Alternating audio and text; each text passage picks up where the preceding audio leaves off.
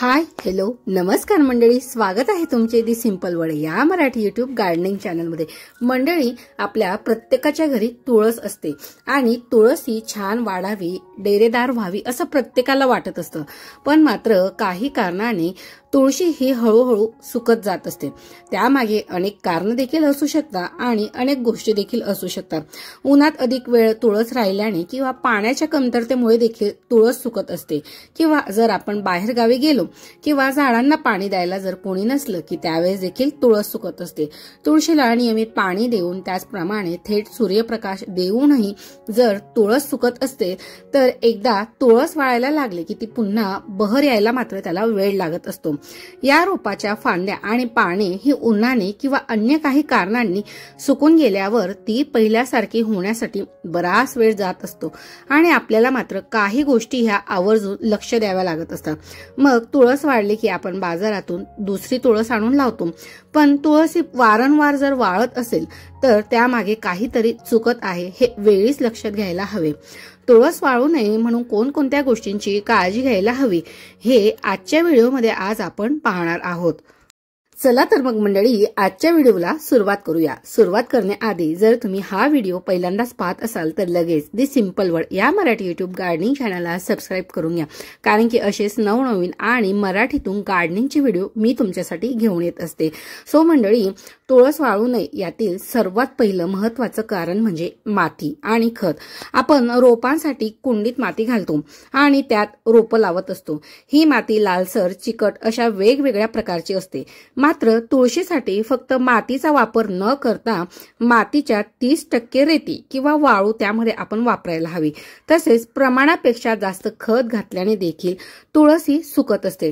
त्यामुळे तुळशीला खत घालताना ते योग्य प्रमाणात असेल याची मात्र आपल्याला काळजी घ्यायला हवी। जर कुंडीतील माती कधी कधी घट्ट होण्याची शक्यता जास्त असते, त्यामुळे पाण्याचे शोषण हे कमी होते। परिणामी झाडाला आवश्यक असलेले पाणी मिळत नाही। पुरेसे पाणी देऊनही रोप हे कोमेजत असते। असं जर लक्षात आलं तर रोप हे दुसऱ्या ठिकाणी आपण लावू शकतो। तुळशीला नवीन मातीत स्थलांतर करताना मुळांना मात्र इजा होणार नाही याची मात्र आपल्याला तेवढी काळजी घ्यायला हवी।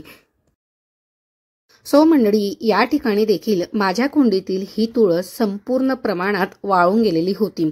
जवळपास 3 आठवडे बाहेर गावी गेल्यामुळे तुळसला पाणी न मिळाल्याने ही तुळस वाळून गेलेली होती।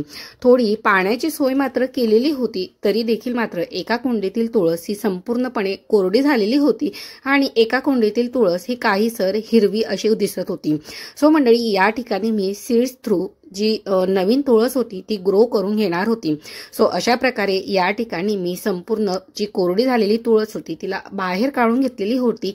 कुंडी ही पूर्णपणे रिकामी करून घेतलेली होती आणि व्यवस्थित प्रमाणामध्ये माती देखील तयार करून घेतलेली होती।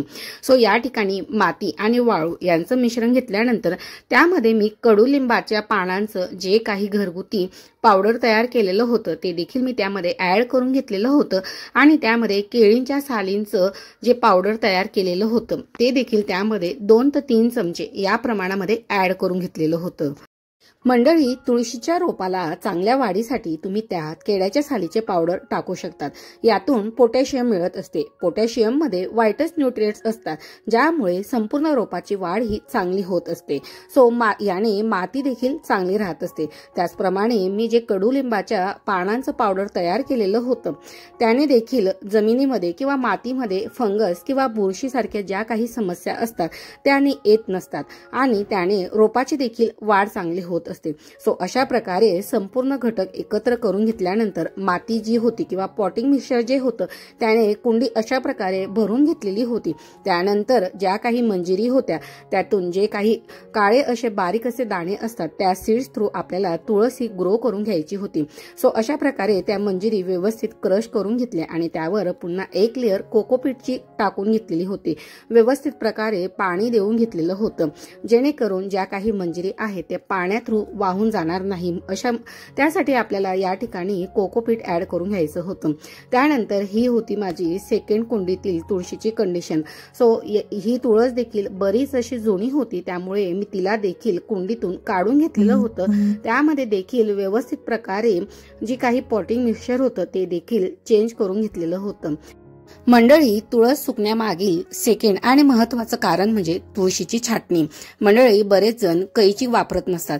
तुळशीची छाटणी करताना आपण तिला अशा प्रकारे बोटांच्या सहाय्याने देखील करू शकतो।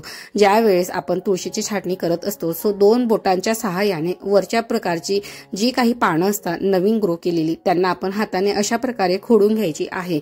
सो अगदी इझिली आपण तुळशीची छाटणी करून घ्यायची आहे। इतर रोपांप्रमाणे तुळशीची ही नियमितपणे छाटणी करायला हवी। रोपांची नियमित योग्य पद्धतीने छाटणी केल्यास त्याला नवीन कोंब देखील फुटण्यास मदत होत असते आणि वेळेच्या वेळी छाटणी केली नाही तर मात्र पाने आणि फांद्या ह्या सुकून जात असतात।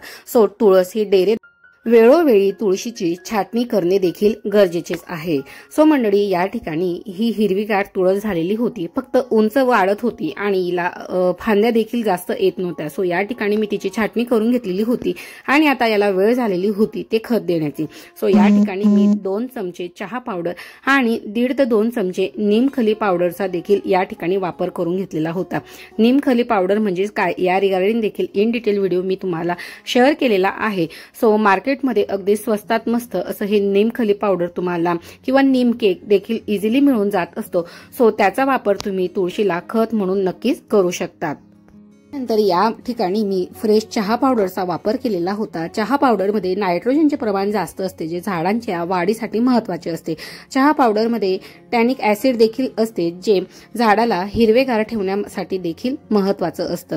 सो मंडळी, अशा प्रकारे चहा पावडर आणि नीम केकचा वापर करून घेतलेला होता। त्यानंतर व्यवस्थित पॉटिंग मिक्सचर त्यामध्ये ऍड करून घेतलेलं होतं आणि व्यवस्थित प्रकारे तुळशीला पाणी देखील देऊन घेतलेले होते। सो मंडळी, अशा प्रकारे उन्हाळ्यामध्ये तुम्ही तुळशीला अशा प्रकारच्या हलक्या फुलक्या खतांचा वापर करू शकता। त्याने तुळस देखील सुकणार नाही आणि तुळस हिरवीगार राहण्यास देखील मदत होणार आहे। त्यानंतर सर्वात महत्त्वाचं म्हणजे पाणी घालण्याविषयीचं तंत्र। मंडळी, आपण अनेकदा घाई गडबडीत झाडांना पाणी द्यायचं विसरतो किंवा अगदीच कमी प्रमाणामध्ये पाणी घालत असतो। मात्र उन्हाळ्याच्या दिवसात झाडांना पुरेसे पाणी मिळाले नाही तर ती मग लगेच तग धरू शकत नाही। आपल्याला ज्याप्रमाणे उन्हाळ्यात जास्त प्रमाणात पाण्याची आवश्यकता असते त्याचप्रमाणे झाडांनाही जास्त पाणी लागत असते। वेळच्या वेळी योग्य प्रमाणात पाणी मिळाले नाही तर मात्र तुळसी सुकून जात असते आणि रोज सकाळी सूर्योदयाच्या आधी आणि सायंकाळी सूर्यास्तानंतर मात्र रोपांना उन्हाळ्यात पाणी घालणे गरजेचे आहे। दुपारच्या वेळी मात्र रोपांना पाणी घालू नये। सो उन्हाळ्यात झाडांना पाणी कसे द्यावे या रिगार्डिंग देखील इन डिटेल व्हिडिओ मी तुमच्याशी शेअर केलेला आहे। सो नक्की चेकआउट करा, त्याने देखील तुम्हाला नक्कीच मदत होणार आहे। उन्हाळ्यात झाडांना पाणी कसे द्यावे आणि किती प्रमाणात द्यावे या रिगार्डिंगचा इन डिटेल व्हिडिओ मी तुमच्याशी शेअर केलेला आहे। तसंच त्या व्हिडिओची एंड स्क्रीन देखील मी तुमच्याशी नक्की शेअर करेल। सो त्या व्हिडिओला नक्की चेकआउट करा, तो व्हिडिओ तुम्हाला इतर रोपांसाठी देखील हेल्पफुल ठरणार आहे। सो मंडळी, छाटणी झाल्यानंतर पाणी आणि खत माती यानंतर येत असतो तो म्हणजे उन्हाचा चटका। सो मंडळी, उन्हाचा चटका लागल्याने देखील तुळसी सुकून जात असते। तुळसी नाजूक असल्याने तुळशीला जास्त सूर्यप्रकाश हा सहन होत नाही। यावर उपाय म्हणून कापडाचे आच्छादन करणे, तुळस थोडी सावलीत ठेवणे हा उपाय तर उन्हाळ्यात करायलाच हवा। सो मंडळी, दुपारच्या वेळेस बरंच असं कडक ऊन असतं। सो त्यासाठी तुम्ही अशा प्रकारे कपड्याचं आच्छादन तुळसला करू शकता जेणेकरून तुळशीला त्या ठिकाणी थंडावा मिळेल आणि जी काही तुळशीची पानं आहेत ती उन्हाने सुकणार नाही किंवा कोमेजणार नाहीत। सो मंडळी, अशी काही 4 तपास कारणे आहेत ज्याने उन्हाळ्यात तुळस ही वाळत असते। सो तुमची देखील तुळस उन्हाळ्यात सुकलेली असेल तर त्यामागील नेमकं कारण कुठलं आहे ते लक्षात घेऊन त्याप्रमाणे मात्र त्यावर नक्की उपाय करा। त्याचप्रमाणे मी जे काही तुळशीला देण्यासाठी खतं सांगितलेली आहे त्याचा वापर मात्र नक्कीच करा। 15 दिवसानंतर एक सॉलिड फॉर्म मध्ये किंवा लिक्विड फॉर्म मध्ये अशा प्रकारचं जे काही खत आहे ते नक्की तुळसला द्या आणि त्याने देखील तुळस ही हिरवीगार, डेरेदार आणि मंजिरींनी भरपूर अशी फुललेली तयार होण्यास नक्कीच मदत होणार आहे। चला तर मग मंडळी, आजचा हा व्हिडिओ आणि व्हिडिओतील माहिती तुम्हाला कशी वाटली मला कमेंट सेक्शन मध्ये सांगायला अजिबात विसरू नका आणि अजूनही तुम्ही दी सिंपल वर्ल्ड या मराठी युट्यूब गार्डनिंग चॅनलला सबस्क्राईब केलं नसेल तर सबस्क्राईब करून त्यासमोरील बेल आयकॉन प्रेस करून त्यासमोरील ऑलचं ऑप्शन सिलेक्ट करा जेणेकरून येणारा पुढचा गार्डनिंगचा व्हिडिओ तुम्ही मिस करणार नाही, कारण की असेच नवनवीन आणि माहितीपूर्वक गार्डनिंगचे मराठीतून व्हिडिओ मी तुमच्यासाठी घेऊन येत असते। चला तर मग पटकन व्हिडिओला एक लाईक आणि कमेंट करायला मात्र विसरू नका। So happy gardening, take care, bye.